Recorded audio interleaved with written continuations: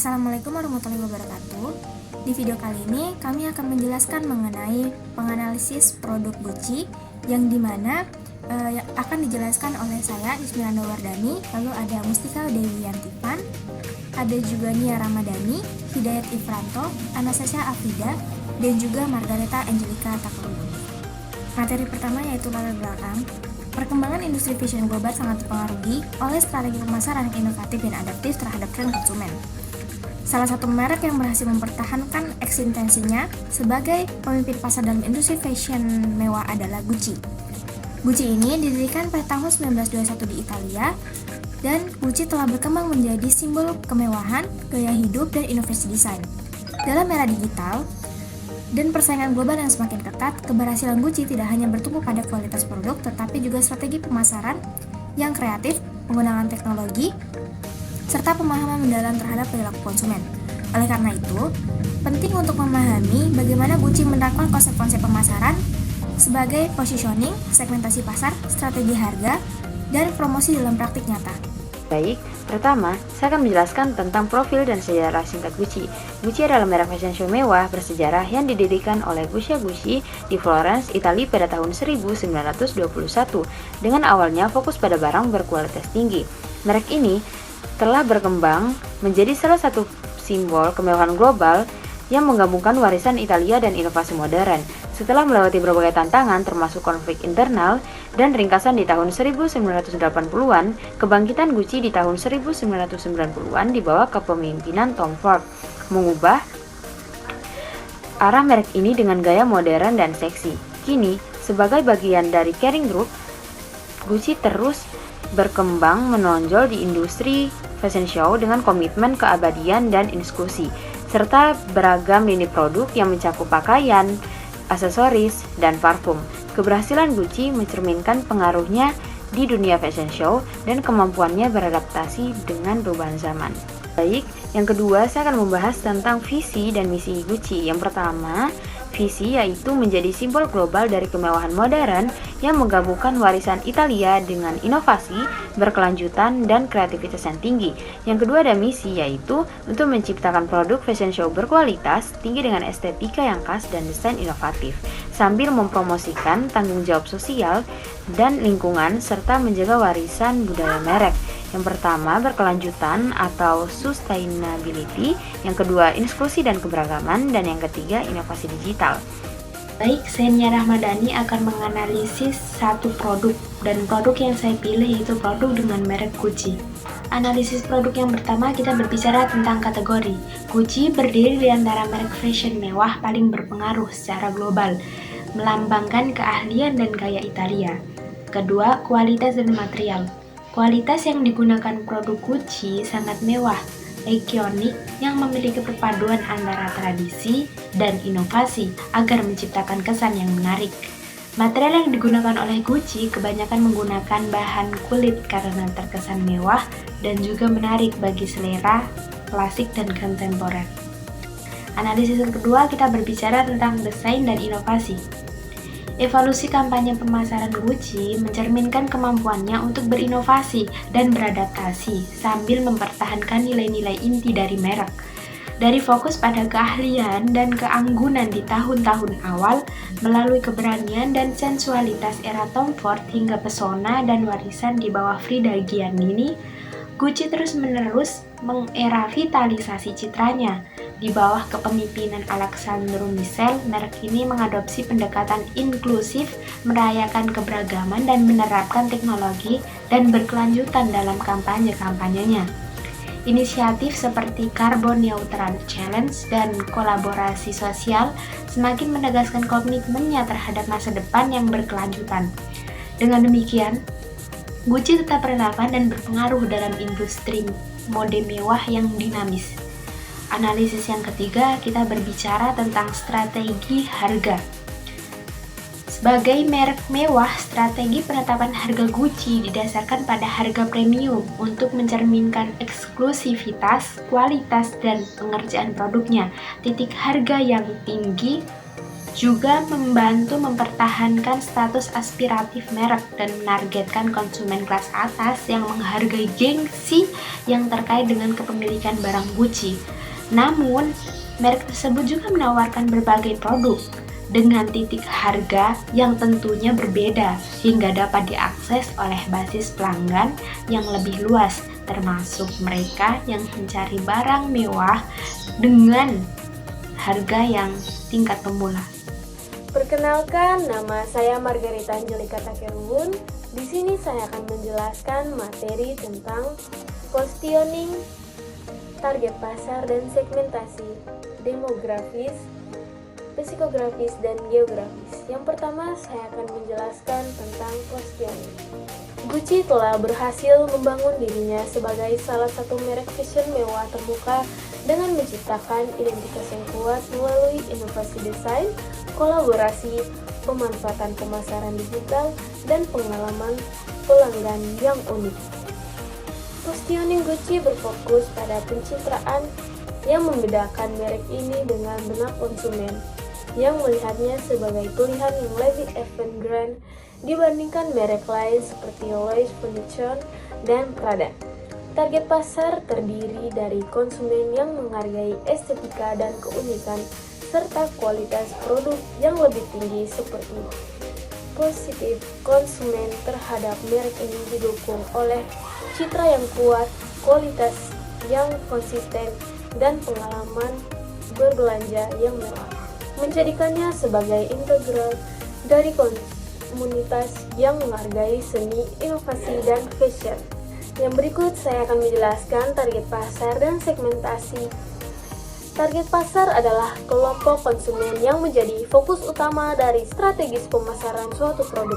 Dalam konteks produk Gucci, target pasar mencakup individu yang memiliki daya beli yang tinggi dan menghargai kualitas serta desain yang eksklusif. Segmentasi pasar, proses membagi pasar menjadi kelompok-kelompok yang lebih kecil berdasarkan karakteristik tertentu. Untuk produk Gucci, segmentasi dapat dilakukan berdasarkan sebagai berikut. Yang pertama, demografis. Usia. Produk Gucci seringkali ditunjukkan kepada konsumen berusia 25 tahun sampai 45 tahun. Jenis kelamin. Meskipun Gucci menawarkan produk untuk pria dan wanita, ada perbedaan dalam desain pemasaran untuk masing-masing jenis kelamin. Yang terakhir, pendapatan. Target pasar utama adalah individu dengan pendapatan yang tinggi yang mampu membeli barang-barang mewah. Yang berikut adalah psikografis. Gaya hidup. Konsumen Gucci cenderung memiliki gaya hidup yang glamor dan berorientasi pada mode. Yang terakhir, nilai-nilai. Merek menghargai keunikan, kualitas, dan status yang diberikan oleh merek mewah. Yang terakhir adalah geografis. Lokasi. Fokus pada pasar di kota-kota besar dan negara-negara dengan ekonomi yang kuat seperti Amerika Serikat, Eropa, dan Asia. Baik, saya Anastasia yang akan menjelaskan mengenai profil konsumen, tren dan preferensi, serta strategi pemasaran. Baik, yang pertama, profil konsumen. Profil konsumen Gucci mencakup karakteristik yang lebih mendalam tentang siapa mereka dan apa yang mereka cari dalam produk. Beberapa aspek penting dari profil konsumen Gucci yaitu yang pertama, status sosial, kesadaran merek, preferensi desain, serta kepedulian lingkungan. Dan selanjutnya, tren dan preferensi. Tren dan preferensi konsumen dalam industri mode, khususnya untuk merek seperti Gucci, terus berkembang. Beberapa tren yang dapat diamati, yang pertama ada kecenderungan untuk berbelanja secara online, kepedulian terhadap keberlanjutan, kustomisasi, serta pengaruh media sosial. Dan yang terakhir, strategi pemasaran. Gucci dikenal sebagai salah satu merek fashion mewah ternama di dunia. Keberhasilannya mempertahankan posisi tersebut tidak terlepas dari strategi pemasaran yang solid dan konsisten. Strategi ini mencakup aspek branding, promosi, dan distribusi. Strategi branding, promosi, dan distribusi Gucci dirancang secara cermat untuk mempertahankan citra merek yang mewah dan eksklusif. Dari logo khas dan kolaborasi dengan selebriti hingga kampanye digital inovatif dan distribusi yang selektif, Gucci menciptakan keterkaitan emosional dengan konsumen sambil memastikan pengalaman premium di semua saluran. Pendekatan ini memperkuat status produk Gucci sebagai simbol gaya hidup elit. Selanjutnya, perkenalkan, nama saya Hidayat Irvanto. Saya akan menjelaskan materi yang pertama, yaitu analisis SWOT.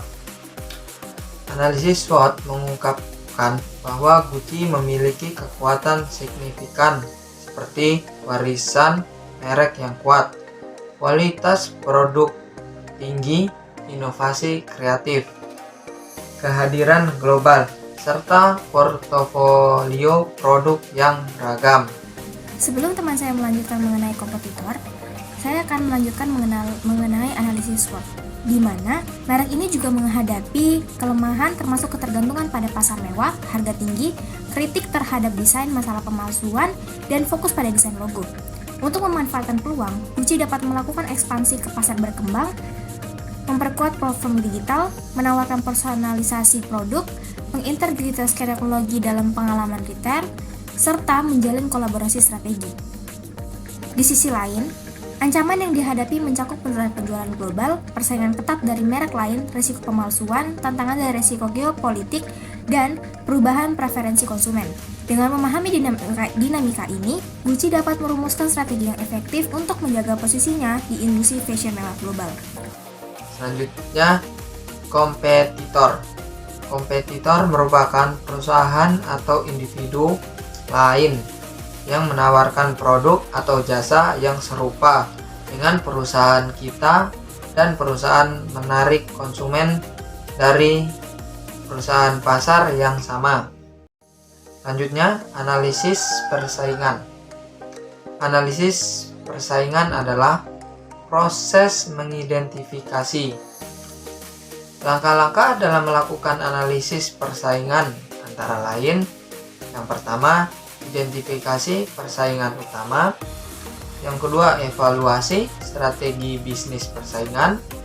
Yang ketiga, analisis SWOT persaingan. Yang keempat, yaitu pemantauan kinerja pasar. Materi selanjutnya yaitu keunggulan dan kelemahan.